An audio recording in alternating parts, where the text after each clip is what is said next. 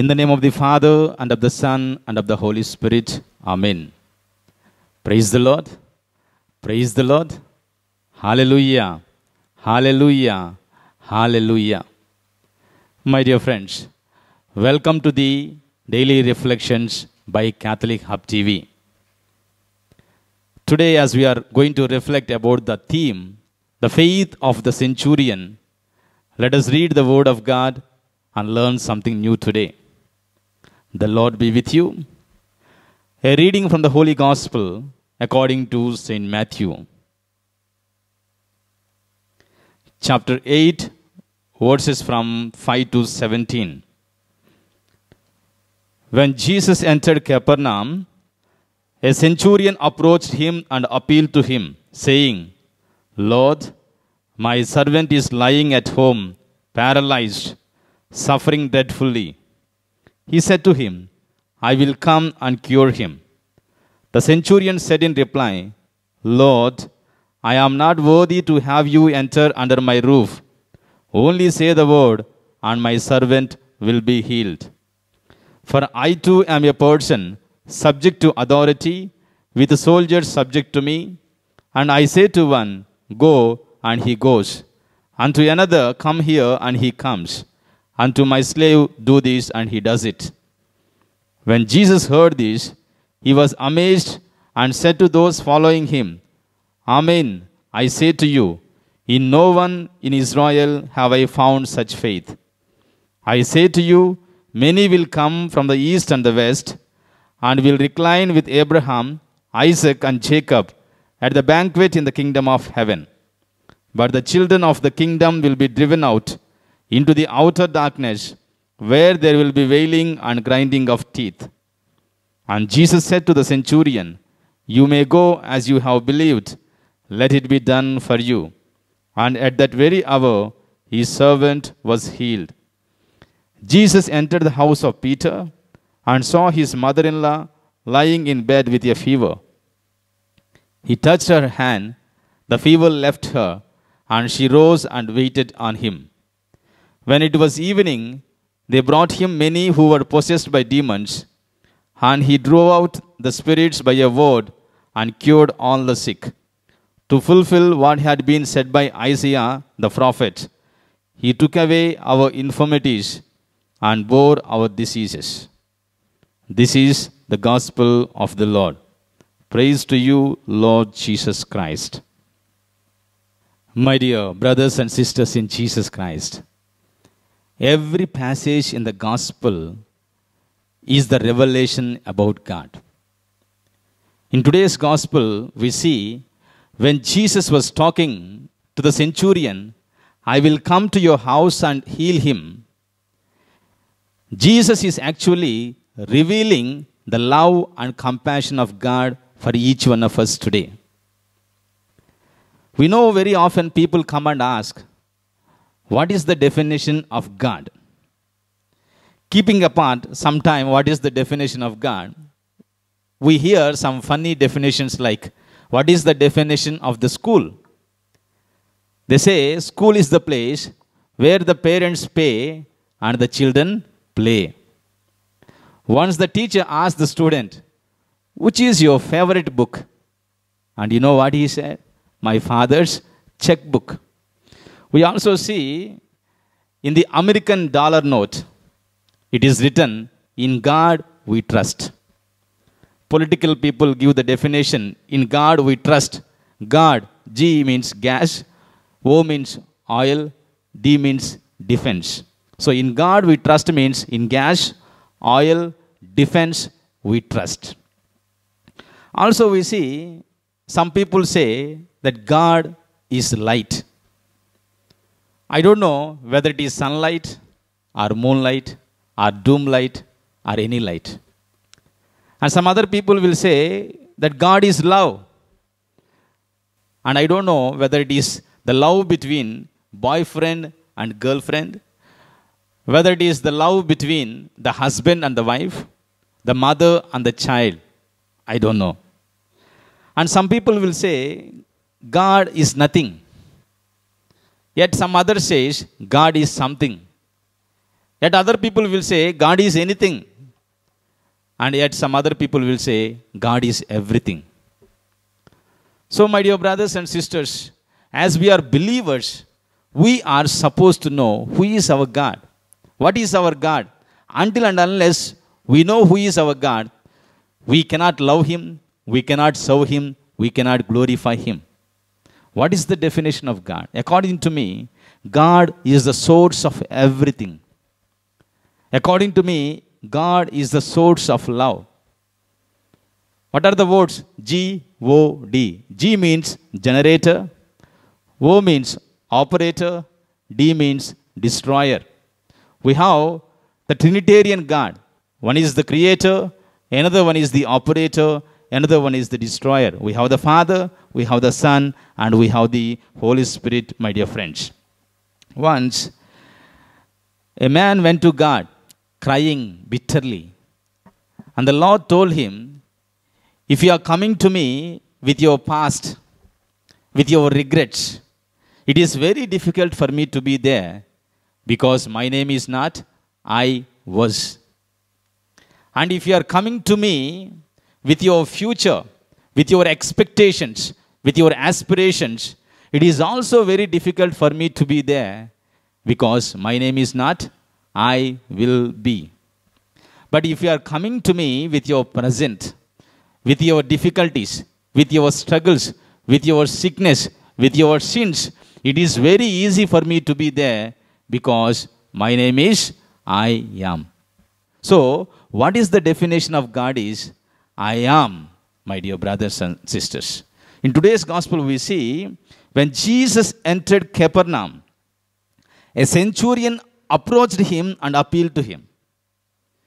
Jesus went to Capernaum for some other works. Actually, it was not in his plan to meet this centurion. He was having some other works, some other plans. But in between, the centurion approached him and asking him to help him. Here, what is the definition of God? What Jesus is saying that Jesus is teaching us that He is God who is available, who is not busy. These days, everybody is busy. We are not available for the church. We are not available for God. We are not available for the family. We are not available for our friends. What is busy? What is the definition of busy? B-U-S-Y. Some people say burden under Satan's yoke. So you should never say that I am busy. You know, my dear friends, actually everybody is busy. The one who is eating is busy with eating. The one who is drinking is busy with drinking. The one who is sleeping is busy with sleeping. But the question is, with what you are busy and for what you are busy, we need to ask ourselves. Today, Jesus is saying, I am a God who is available. I am the God who is present to the needs of the people. So also He is asking each one of us also, are you available? Are you present? He is asking us. And somebody says, when you are available, God is able. When you are not available, even God is not able to do anything with you, my dear brothers. Today, Jesus is teaching us that He is God who is present always. That He is God who is the creator, who is the operator, who is the destroyer. Today, He is teaching us He is God who is the source of everything and the source of love, source of compassion, my dear brothers and sisters.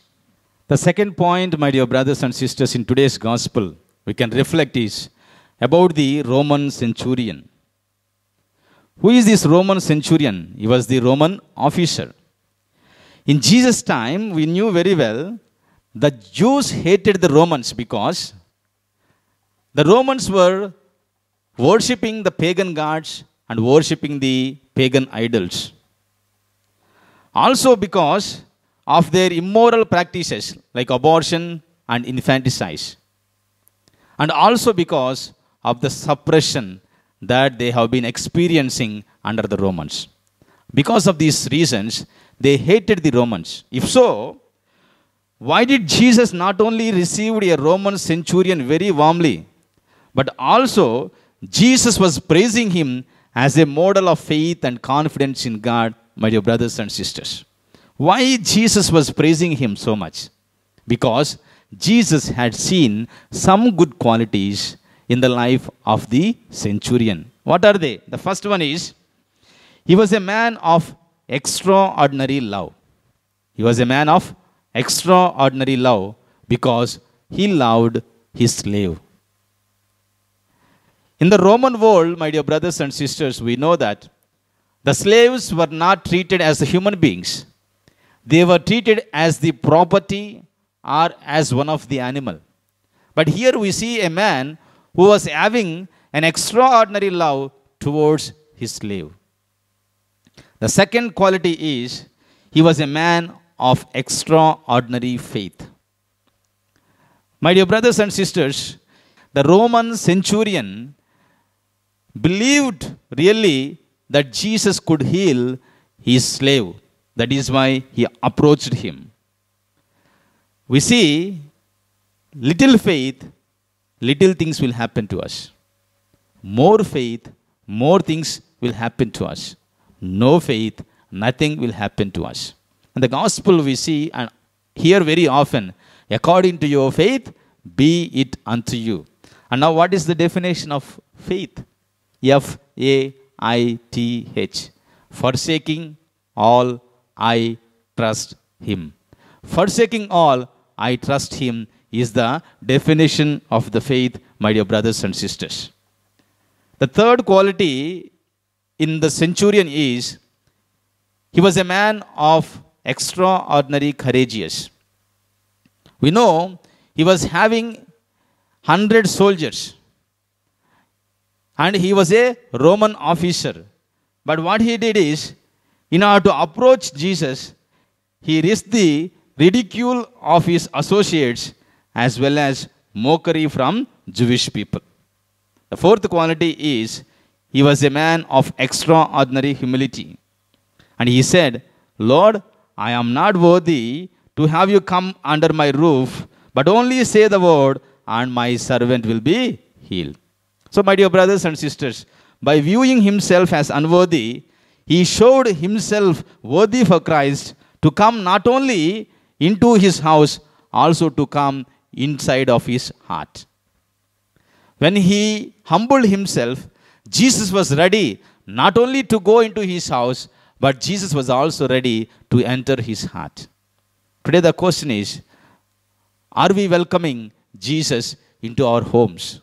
Are we welcoming Jesus into our hearts? We need to ask ourselves. Some questions for us is, the first one is, Lord, I am not worthy. We know every time we participate in the Holy Eucharist, every time we participate in the Holy Eucharist, we say this word, Lord, I am not worthy. And my question is, do you really mean it, my dear brothers and sisters? The second question for us is, the centurion had complete faith in Jesus' power to save. Now, do I really have the complete faith? The third question for us is, the centurion interceded for his servant. Now the question for us is, are we interceding for anyone in our lives for today? We need to ask. The fourth one is, not many people could amaze Jesus because of their faith. The question is, do I ever amaze Jesus with my faith? My dear brothers and sisters in Jesus Christ, today's miracle is unusual for two important reasons. The first one is, Jesus was not actually present where the healing took place. Also we see, the slave was not able to hear the words of Jesus, yet the healing took place. Now my question is, where is the power? Whether the power is in the words or the power is in the person. I remember the story of Akbar and Birbal. Akbar is the king and Birbal is the minister. So Birbal is the man who is interested in the spiritual things. So one day Akbar called him and said, teach me a mantra which I can recite every day. So he taught him a mantra and he told him, my dear king, the power is not in the mantra, but the power is in the person who says that mantra. But Akbar did not agree with that. Akbar said, the power is in the mantra, it is not in the person. So they were having the discussion for 5 minutes. After that, Birbal was talking to the king and said, you idiot, how many times should I tell you that the power is in the person and it is not in the words? Soldiers, come and arrest this fellow and put him in the prison, he said. Everybody was shocked, but nobody moved and went and arrested the king.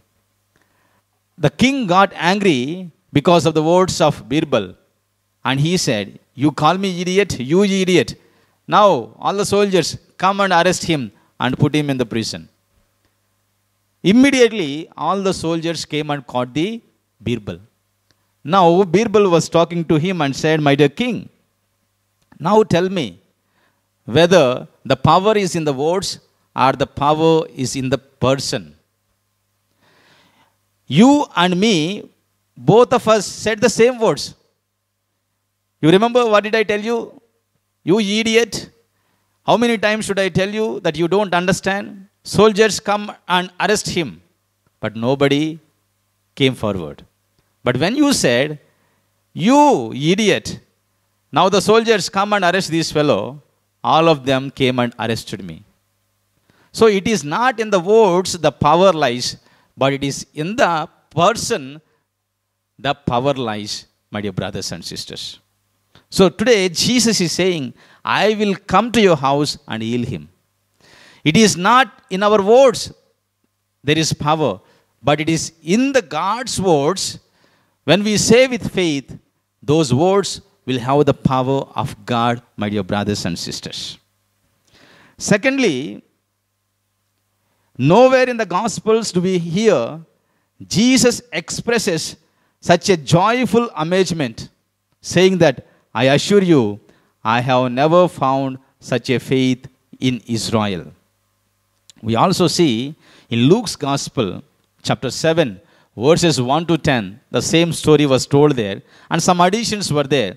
There actually the Jewish people come in the behalf of the centurion and recommends to Jesus, saying that you must help him because he is very deserving person. You must help him because he loved Israel. You must help him because he even built the synagogue for all of us. Here we see the people were saying so many good things about him. Also Jesus was saying and praising the centurion. So we need to understand, my dear friends, how we live is a matter. That is why somebody says, live your life in such a way. Those who know you but did not know about God will come to know God because they know you. Those who know you, those who do not know God, they will come to know God because they know you. And I would like to conclude with one story of Pope Benedict XVI. He made an official trip to Germany. The flight landed and the driver collected all the bags and the luggage and put in the car. And he asked the Pope, come and sit. We can go to the Olympic Stadium soon because the people were waiting there. And the Pope surprisingly said, you see, today actually I am in the mood of driving. All these years in the Vatican, they never allow me to drive. Now I am in Germany, my own country, and I want to drive. You know, the driver said, my dear Holiness, it is not allowed because my job I will lose. I'm so sorry, he said.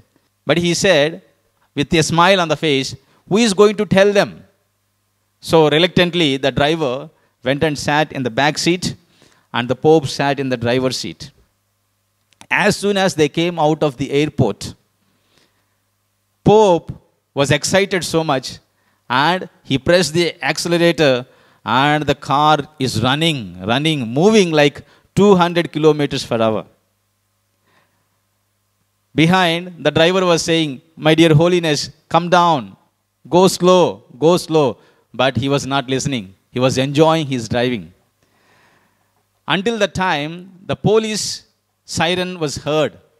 So one of the policemen came and he looked inside of the car and he went back to his motorbike and he was on his phone talking to the important people. He said, I need to talk to the chief police.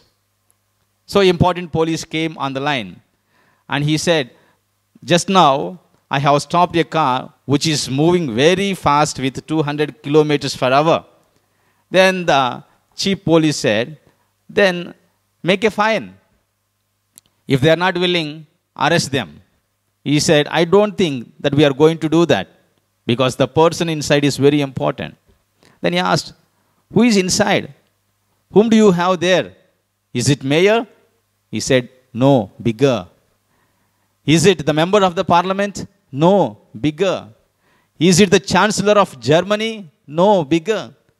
For God's sake, who is there? Then he said, I think it is God. The policeman was surprised and said, what did make you to tell that God is there in the car? Then he said, because the Pope is his driver. The Pope is his driver. So the one who is sitting behind must be God. So my dear brothers and sisters, when the Pope becomes the driver becomes God. Though it sounds very funny, here we see Jesus was praising the centurion because of his good qualities. Also in our lives, God must be able to praise because of our faith, because of our humility, because of our lifestyle. As I said, live your life in such a way, those who know you but did not know about God will come to know about God because they know you. As a conclusion, my dear friends, faith is not believing that God can do. Faith is believing and knowing that God will do. Somebody said, I believe in the sun even when sun is not shining. I believe in the love even I cannot feel it. I believe in God even God is silent. Worry ends when faith begins in our lives. Let us pray. Lord, the centurion interceded for his sick servant. I now intercede for all the Catholic Hub TV viewers who are sick. More than that, I intercede for our sick world, which is suffering with this coronavirus, which you love so much. Amen. My dear brothers and sisters, today I would like to request you in a special way to pray for the sponsors, Glenn and Pamela Caesar family, their children, Agnel and Amanda family, Bassanio and Anita family, Bianca and Joseph family. Thank you for your support. May God bless you, your families. May God grant you good health of mind and body and wish you all success, wish you all blessings in your business. God bless you. God bless each and every one of us. In the name of the Father, and of the Son, and of the Holy Spirit. Amen.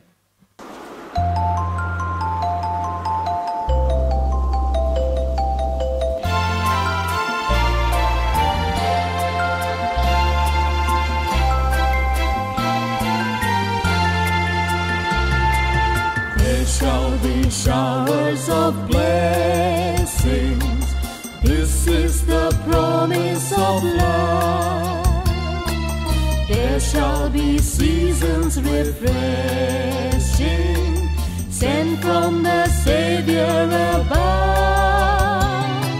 Showers of blessings, showers of blessings we need.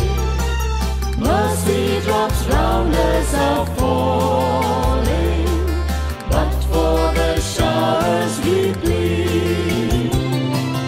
Showers of blessing, showers of blessing we need. Mercy drops round us are falling, but for the showers we plead.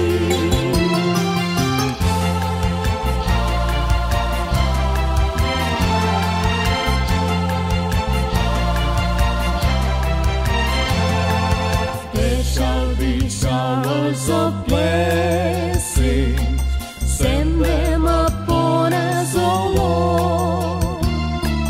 Grant to us now a refreshing. Come and now honor thy word. Showers of blessing, showers of blessing we need. Mercy drops round us are falling, but for the showers we plead. Showers of blessing, showers of blessing we need. Mercy drops round us are falling, but for the showers we plead.